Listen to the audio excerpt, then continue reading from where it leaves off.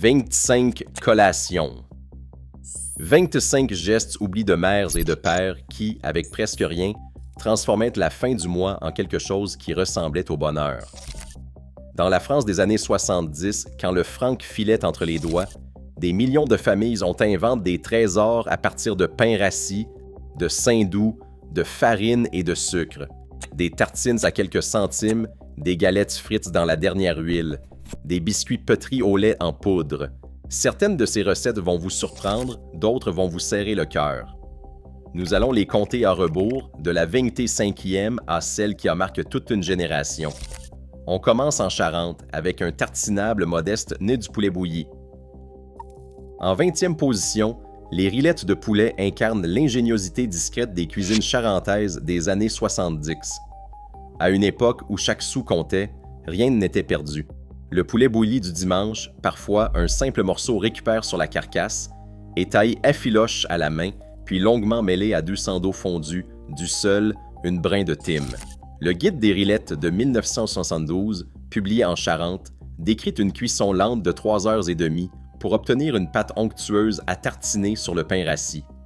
Le coût réel, à l'époque, ne dépassait pas 46 centimes d'euros la portion. Ce n'était pas un plat de fête, mais une façon de donner du goût au reste, de prolonger le poulet jusque dans la semaine. Dans bien des foyers, ce geste simple valait promesse de réconfort, partage au goûter ou après l'école, sans jamais peser sur le budget. En 24e position, les pois chiches flambés offrent un spectacle inattendu dans les cuisines modestes du Paris des années 70s. On ouvrait une simple boîte de pois chiches, coûtant à peine 60 centimes de francs, puis on les faisait sauter vivement à la poêle avec un filet d'huile. Le geste spectaculaire venait d'un trait de brandy bon marché, 1 centime de plus, que l'on versait d'un coup avant d'approcher la flamme. Une gerbe bleue s'élevait, fascinant les enfants et réchauffant la pièce. Cette collation, mentionnée dans un numéro de cuisine du quotidien en 1973, illustrait l'art de transformer une conserve ordinaire en moment de fête sans gaspiller la moindre protéine. Pour moins de 38 centimes d'euros, chaque végétal offrait à la fois énergie et émerveillement, marquant les mémoires bien au-delà de sa rareté sur les tables françaises. En 23e position, les mendiants de riz souffle incarnent l'arrivée d'une touche de modernité dans les cuisines populaires de Lyon au milieu des années 70. À l'époque, la technologie du soufflage, venue tout droit des États-Unis, commence à se démocratiser grâce à l'apparition de riz souffle vendu en vrac à seulement 30 centimes de francs pour 100 grammes. Les familles, curieuses et créatives, font fondre un peu de beurre avec du sucre pour préparer un caramel maison, puis y jettent le riz souffle. On mélange, on laisse refroidir, et voilà des bouchées légères, croquantes, au goût sucre-sale qui amusent les enfants. Pour moins de 33 centimes d'euros la portion, ce snack ludique élargit la palette des céréales et offre un contraste de texture inédit.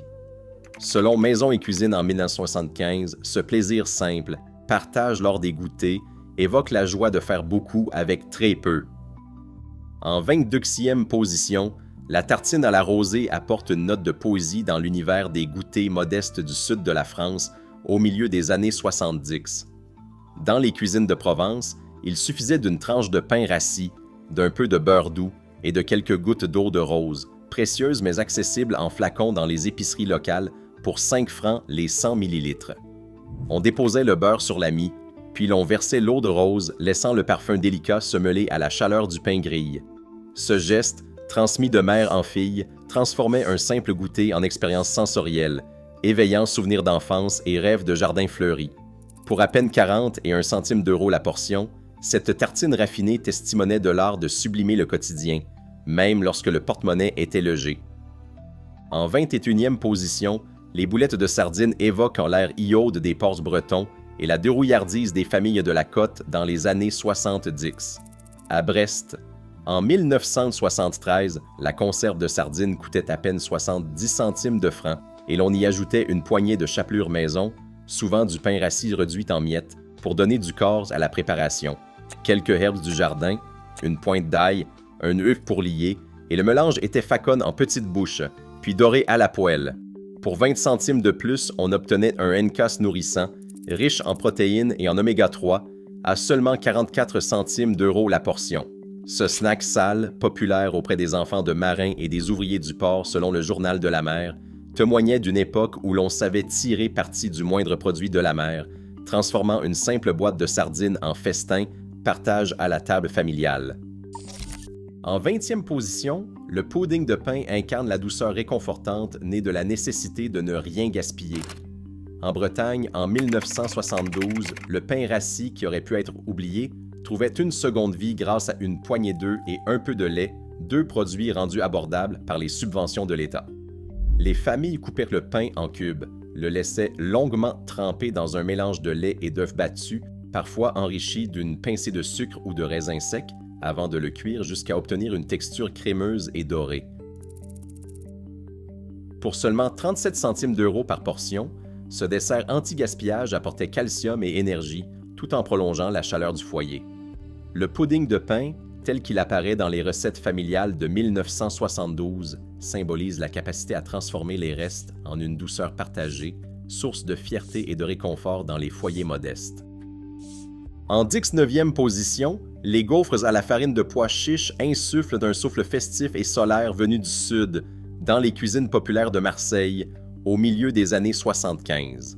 Dans les quartiers où la communauté nord-africaine s'installait, la farine de pois chiche, vendue à 50 centimes de francs le paquet, devenait l'ingrédient vedette pour des goûters nourrissants et économiques. On préparait une pâte légère, sans œufs ni produits laitiers, puis on la versait dans un vieux gaufrier domestique, souvent hérité ou chine aux marches aux puces. La cuisson dégageait une odeur chaude et enveloppante, rappelant la Soca niçoise ou les marches de Casablanca. Pour 49 centimes d'euros la portion, ces gaufres protéinées offraient aux familles modestes une alternative végétale, rassasiante et pleine de caractère. Selon le livret Cuisine populaire de 1975, ce snack symbolise la rencontre des cultures et la capacité à faire beaucoup avec très peu, tout en régalant petits et grands lors des goûters partage. En 18e position, les crêpes à la banane apportent une note exotique et ensoleillée au répertoire des goûters modestes de la France des années 70. À Paris, en 1976, l'arrivée des bananes importées d'Afrique de l'Ouest, vendues à 20 centimes le fruit sur les marches, ouvre la porte à de nouvelles associations gourmandes. Les familles, séduites par ce fruit encore rare quelques années plus tôt, le glissent dans une pâte à crêpes toute simple, souvent préparée avec les restes de farine et un soupçon de lait. Saisies à la poêle, les crêpes sont garnies de rondelles de bananes, puis repliées, tiédies et moelleuses. Pour 52 centimes d'euros la portion, selon le petit déjeuner de 1976. Ce goûter offrait une touche de voyage, tout en apportant du potassium et de l'énergie aux enfants. Plus coûteux qu'une tartine au sucre, mais porteur de rêves lointains, il symbolisait l'ouverture du quotidien à de nouveaux horizons, même dans les foyers les plus simples. En 17e position, le pain grill à la moutarde réveille les souvenirs piquants des goûters d'enfance dans la France des années 70. Dans de nombreux foyers, une simple tranche de pain rassis passait quelques minutes sous le grill, puis recevait une fine couche de moutarde de Dijon, prélevée à la cuillère dans le pot familial. Cette moutarde, vendue à moins de 15 centimes de francs le pot en 1974, était l'un des condiments les plus accessibles, capable de transformer le pain le plus ordinaire en collation pleine de caractère. Le coût réel pour une tartine ne dépassait pas 38 centimes d'euros, ce qui en faisait un choix évident pour les familles surveillant chaque sou. Mentionné dans les menus de cantine de Nancy en 1974, et popularisée par une publicité radio-énergétique diffusée en 1975, cette tartine salée offrait un goût de franc, presque audacieux pour les papilles des enfants. À une époque où le beurre se faisait parfois rare, la moutarde apportait du relief et de la chaleur, inscrivant ce snack dans la mémoire collective comme une pause gourmande, simple mais vivifiante, partagée autour de la table de cuisine. En 16e position, la tartine de confiture de coigne évoue la douceur acidulée des automnes d'autrefois, quand les coignes mûrissaient à l'orée des jardins et que chaque fruit comptait.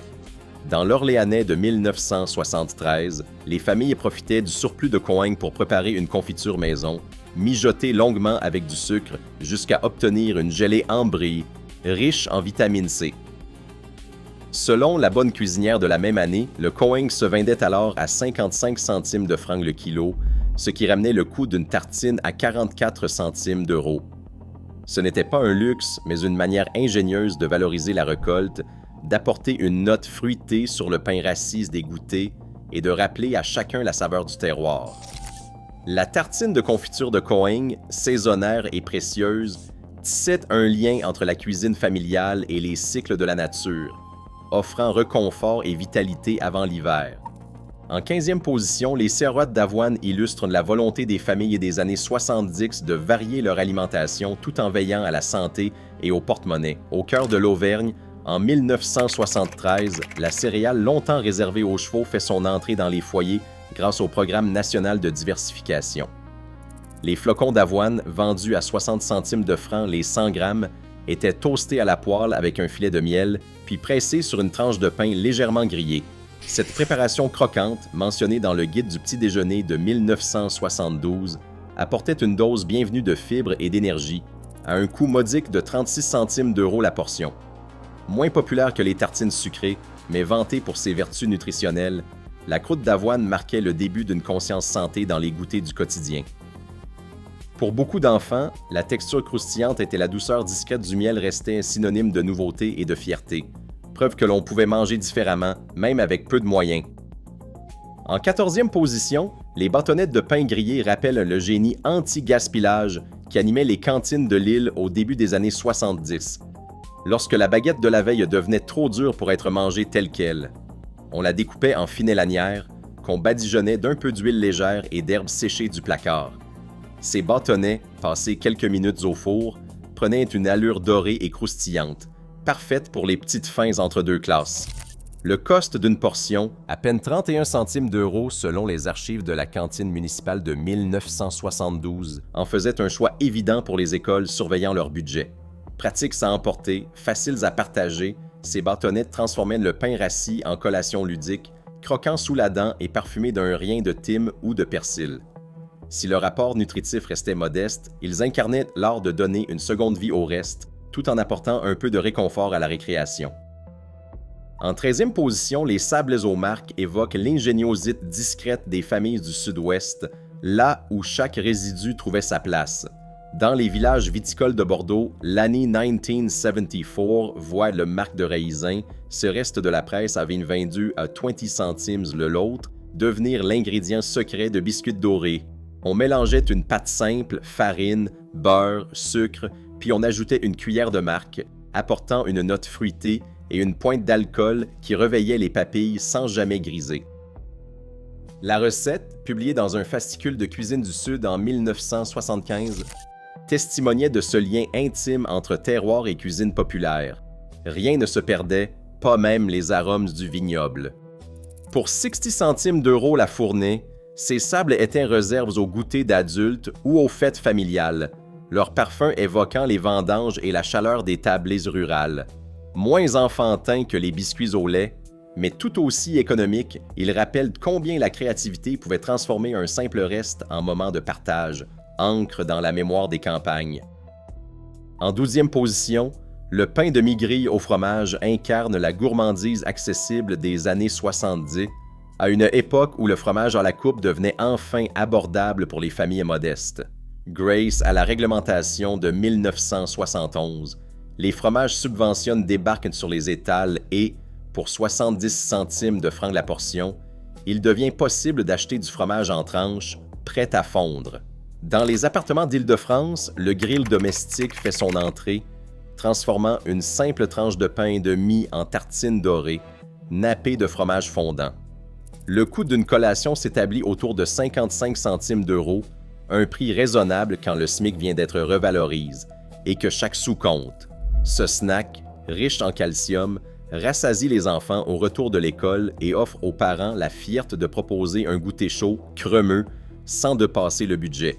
Bien plus qu'une simple tartine, c'est le symbole d'un quotidien réinventé par la débrouillardise, où le fromage fondu devient un luxe partage autour de la table. En 11e position, la galette de pommes de terre incarne la puissance nourricière du tubercule dans la France des années 70. Dans les foyers du Pays de la Loire en 1971, la pomme de terre, achetée à seulement 90 centimes de francs les 100 grammes, représentait une manne accessible à tous. On la râpait finement, on y ajoutait un peu de farine et d'eau, puis on déposait la pâte en petits tas dans une poêle chaude, souvent graissée avec un soupçon de saindoux ou d'huile récupérée. La cuisson était rapide, le parfum doré envahissait la cuisine, et chaque galette, croustillante à l'extérieur, moelleuse à cœur, rassasiait durablement. En cantine scolaire, ce snack était servi en guise de goûter salé, apprécié pour son apport en glucides et sa capacité à caler l'estomac jusqu'au dîner. Le coût d'une portion, ajusté à l'inflation, s'établit autour de 42 centimes d'euros, un prix dérisoire pour une satiété immédiate. La galette de pommes de terre, simple mais généreuse, symbolise cette époque où la débrouillardise familiale transformait l'abondance du champ en chaleur partagée autour de la table. En 10e position, la compotée de pain rassis incarne la douceur ingénieuse des goûteurs modestes de la France des années 70. Dans les cuisines populaires de Bordeaux, en 1973, il suffisait de quelques morceaux de pain dur, d'un peu de sucre acheté à 15 centimes per 100 grammes et d'une pincée de cannelle pour transformer ce qui aurait pu être jet en un dessert réconfortant. Le pain trempe dans de l'eau tiédie puis mijote longuement avec le sucre, prenait une texture fondante, subtilement parfumée, évoquant les souvenirs de cantine où cette compote était parfois servie en fin de repas. Le coût réel d'une portion s'établissait autour de 28,05 €, un prix dérisoire pour une douceur qui réchauffait le cœur autant que l'estomac. Selon un numéro de la boulangerie, populaire publié à Bordeaux en 1973, cette recette permettait d'offrir un dessert à toute la famille sans gaspiller le moindre morceau de pain. La compote de pain rassis, humble mais inventive, rappelle que le plaisir sucre n'était jamais hors de portée, même lorsque le porte-monnaie était presque vide. En 9e position, les croûtons frits au beurre rappellent le parfum d'or des soupes du soir dans la Normandie des années 70. Rien ne se perdait, le pain rassis était découpé en petits cubes, puis jette dans une poêle chaude avec une noix de beurre, à peine fondée. Quelques minutes suffisaient pour obtenir des croûtons croustillants, dorés à cœur, qui apportaient du croquant et une saveur riche au bol de potage partage en famille. Selon le manuel Cuisine économique publié en 1973, cette astuce simple permettait de recycler le moindre morceau de pain, tout en offrant une gourmandise à coût minime. À peine 34 centimes d'euros la portion, avec le beurre vendu 25 centimes le morceau en 1972. Dans de nombreux foyers, l'odeur du beurre chaud et la texture contrastante des croûtons marquaient l'arrivée de l'hiver et la solidarité autour de la table, preuve qu'avec presque rien, on pouvait donner du réconfort et du goût à la plus modeste des soupes. En 8e position, les crackers au fromage fondu incarnent la gourmandise moderne, qui s'invite dans les goûters modestes du Paris des années 75. À l'heure où le micro-ondes fait timidement son entrée dans certaines cuisines et où les produits laitiers connaissent un essor sans précédent, ce snack séduit les enfants par sa simplicité ludique. On prend un biscuit sec, vendu 30 centimes de francs la portion, selon le catalogue de la coopérative parisienne de 1975, et on le recouvre d'une tranche de fromage fondu, à peine 70 centimes pour une portion individuelle. Quelques secondes de chauffe suffisent à obtenir une surface crémeuse, dorée, qui s'étire sous la dent et coule sur le biscuit croquant. Le Coat Total, à peine 48 centimes d'euros la part, en fait un plaisir accessible même pour les familles surveillant chaque sou. À la cantine, la démonstration du fromage qui fond et s'étale sur le biscuit fait sensation, transformant un simple goûter en moment de fête.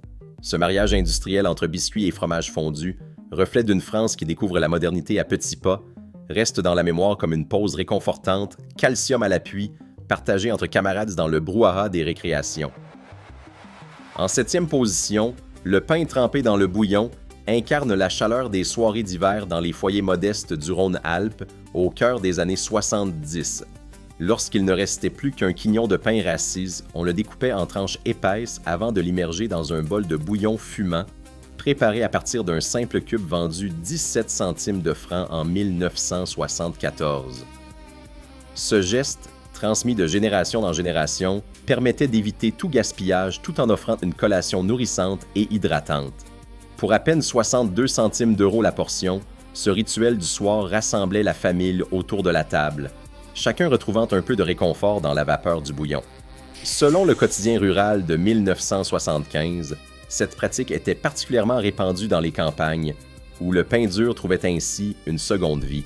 Plus qu'un simple en-cas, c'était une façon de prolonger la chaleur du foyer, de partager un moment simple et rassurant, bien loin du superflu. En 6e position, les chips maison symbolisent la créativité joyeuse des cuisines familiales face à la pénurie de produits industriels dans la France des années 70. À Lyon, en 1973, alors que les chips en sachet restaient un luxe rare, les mères sortaient l'économe et la vieille friteuse pour transformer de simples pommes de terre en fines rondelles dorées. On les plongeait dans une huile de tourteau, vendue 40 centimes de francs le flacon, puis on les salait généreusement à la sortie de la friture. Le coût d'une portion ne dépassait pas 9 centimes d'euros, rendant ce plaisir accessible à toutes les bourses. Ce rituel, consigné dans l'Almanach paysan de 1973, transformait la cuisine en terrain de jeu. Les enfants observaient impatients le bouillonnement de l'huile et guettaient la première chips croustillante. Plus gras que d'autres encas, mais festif et rassembleur, ce snack maison incarnait l'art de faire plaisir avec presque rien et la fierté de créer à la main ce que les rayons du supermarché ne proposaient pas encore à tous. En 5e position, les galettes de farine frite incarnent la magie du presque rien dans les cuisines populaires de l'Auvergne au début des années 70. 3 ingrédients suffisent: un peu de farine, de l'eau, une pincée de sel. On mélange rapidement dans un bol, puis la pâte fluide est versée à la cuillère dans une poêle brûlante, souvent graissée d'un soupçon d'huile ou de saindoux doux récupéré d'un autre plat. Le geste est précis, le crépitement immédiat.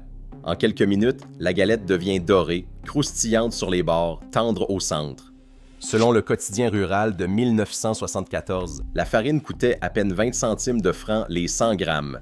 Une galette revenait à 38 centimes d'euros, un prix dérisoire pour un goûter qui rassasiait plusieurs enfants. Ce snack express, préparé en moins de 10 minutes, symbolise la débrouillardise des familles qui savaient transformer le plus simple des placards en moment de fête. La galette de farine frite, croquante et chaude, évoque la fierté de donner du goût et du plaisir, même quand le porte-monnaie était presque vide. En 4e position, le pain grillé au sel incarne l'ART de faire croustiller la simplicité jusqu'à l'extrême. Dans la Marseille de 1971, il suffisait d'une tranche de pain rassis glissée sous le grill ou posée sur la plaque du vieux four familial, puis saupoudrée d'une pincée de gros sel marin. Ce geste, à la fois modeste et précis, transformait le pain le plus banal en une collation dorée, craquante, qui réveillait les papilles sans jamais peser sur le porte-monnaie. Selon l'Almanach paysan de 1970, le sel coûtait à peine 10 centimes de francs la poignée, et la tranche de pain, souvent récupérée de la veille, ne valait guère plus de 35 centimes. Pour 45 centimes d'euros, la portion, ce snack minimaliste régnait en maître sur les tables de cantine, où il faisait le bonheur des enfants pressés et des surveillants soucieux d'économie. Plus qu'un simple en-cas, le pain grillé au sel rappelle la fierté de tirer parti du moindre reste et la magie d'un goût intense obtenu avec presque rien. Dans bien des souvenirs, il reste associé aux récréations, aux goûters partagés sur le banc de l'école et à cette capacité de transformer la frugalité en plaisir sans jamais perdre le sourire.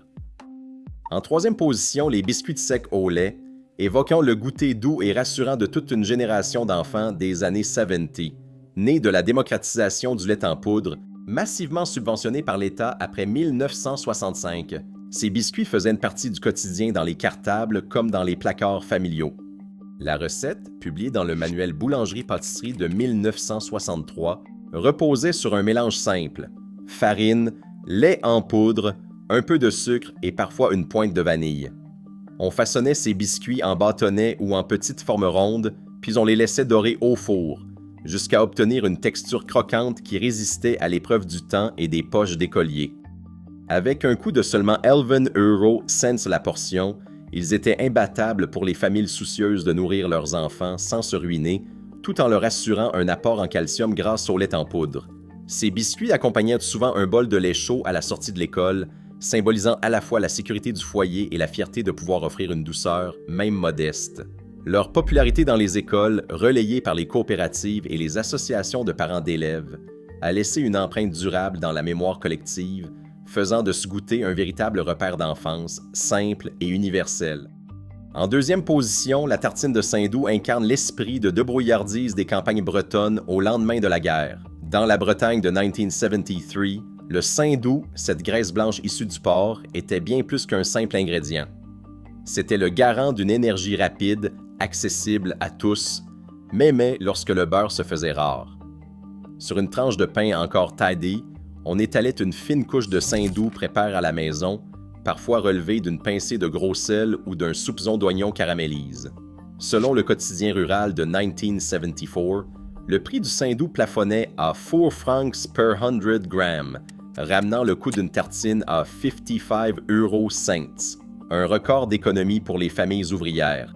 Ce geste, transmis de génération en génération, valorisait chaque morceau de l'or récupéré après l'abattage, prolongeant la mémoire des temps de pénurie tout en apportant le réconfort du gras chaud sur le pain. Dans les foyers modestes, la tartine de Saint-Doux n'était pas seulement une collation. Elle symbolisait la dignité du quotidien et la capacité à nourrir les siens avec presque rien, avant que le sucre ne vienne clore le goûter. Et enfin, en première position, le pain beurre-sucre s'impose comme la quintessence du goûter populaire des années 70. Dans le Nord-Pas-de-Calais, à Paris, comme dans chaque village de France, cette tartine réunit 3 ingrédients que l'on croyait ordinaires: une tranche de pain frais ou rassis, une noisette de beurre doux et une pluie de sucre cristallise. L'histoire retient la publication des Compagnons du pain, 1967, qui consacre ce geste du matin ou du retour d'école, transmise de mère un fil, de père un fils. Le beurre, vendu 5 francs per 100 grammes dans les coopératives, et le sucre, à 30 centimes, permettait à chaque foyer de composer ce petit luxe pour moins de 80 centimes d'euros la portion, mais lorsque la crise pétrolière faisait grimper les prix du marché. Mais au-delà du calcul, c'est l'émotion qui affleure. Le pain beurre-sucre, c'est d'abord la douceur sur la langue, le craquant du sucre sous la dent, la chaleur du pain encore tidé. C'est la promesse d'énergie avant à la cour de récréation, le réconfort après une journée froide, la récompense d'un devoir bien fait. Dans les souvenirs de toute une génération, il incarne la dignité du peu, la fierté de transformer 3 ingrédients modestes en un moment de fête. Les témoignages recueillis en 1962 dans le Nord racontent la joie de partager la tartine au petit matin, parfois avec un soupçon de miel lorsque le sucre venait à manquer. Si les vitrines des boulangeries affichaient parfois la recette, c'est autour de la table familiale que le pain beurre-sucre a construit sa légende, une icône du quotidien, capable d'unir toutes les classes sociales dans la simplicité du plaisir sucre. Aujourd'hui oublié sur bien des tables, il reste grave dans la mémoire collective comme le symbole d'une époque où le bonheur se mesurait en miettes, en sourires et en grains de sucre collent aux doigts. À travers ces 25 collations modestes, une vérité s'impose. L'ingéniosité naït, souvent de la nécessité. Derrière chaque tartine ou galette, il y a l'histoire de familles qui ont su transformer la contrainte en partage et la simplicité en chaleur humaine. Aujourd'hui, ces recettes oubliées rappellent que le vrai luxe, c'est la dignité préservée autour d'une table, même modeste. La mémoire de ces petits plats nous appartient encore. Et vous, quels souvenirs gardez-vous?